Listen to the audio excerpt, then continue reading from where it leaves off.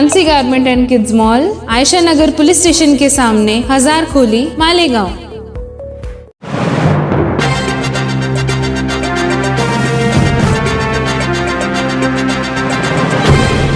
देखते रहिए the prime news Abdul Rahman के साथ।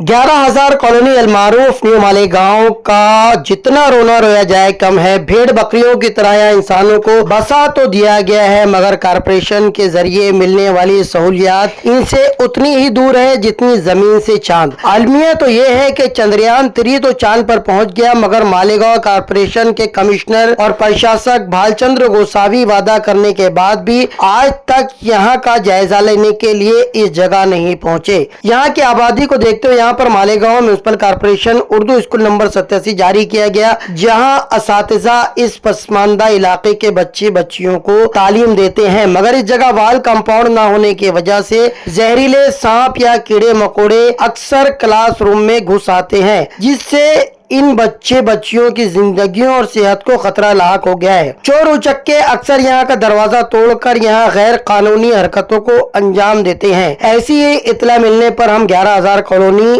उर्दू म्युनिसिपल स्कूल नंबर 87 पहुंचे और यहाँ के मौलिम गजनफर अली खान से मुलाकात की। सर, ये यहाँ पर जो स्कूल चल रहा है, बाज़ औक़ात काफ़ी दिक्कतें यहाँ पर होती हैं।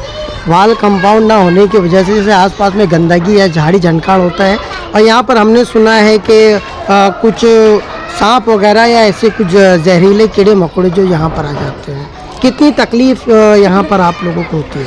जी, बाज़ दफ़े ऐसा हुआ है, आगे हम लोग जो क्लास के अंदर आए और फिर जो हम लोग ने क्लास खोल के देखे तो सांप निकल के जा रहा था। अच्छा। हाँ, तो उसके लिए हमने ऊपर भी कंप्लेन की, और अभी दो रोज़ पहले यहाँ पे जो है ना JCP वगैरह आई थी, तो उसने समझ लो कि साफ़ करके गई है। तो हमने इससे पहले भी ऊपर कंप्लेन करे थे हम लोग के ऑफिस के पास कि हमको यहाँ पे वाल कंपाउंड चाहिए। तो वाल कंपाउंड के लिए कारपोरेशन जो साहब लोग आए थे, उन्होंने मोजनी करके गए, तकरीबन उसको 1 साल हो गया। अच्छा। लेकिन अभी तक के कुछ काम हुआ नहीं। यहाँ पे हमने जो है शजर कारी करे थे, तकरीबन 10 झाड़ लगाए थे। अच्छा। लेकिन वाल कंपाउंड नहीं होने की वजह से क्या हो गया, झाड़ जो है नष्ट हो गए, तो खराब हो गए। तो हम जो है ना कुछ यहाँ पे कुछ मतलब कर भी नहीं पा रहे हैं। अच्छा। और ये इलाका एकदम नदी के किनारे है। हाँ, बस्ती वो साइड है, उसकी वजह से ना हम लोग के दरवाजे वगैरह तोड़ के जो है ना चोरी हुई थी। पुलिस के अंदर हमने जाके कंप्लेन करे। उसके बाद जो हम लोग टीचर लोग ने अपने ज़ाती पैसे से ये जो लोखंडी दरवाज़ा है, ये हमने अपने ज़ाती पैसे से टीचर लोग ने जमा करके लगाए। अच्छा।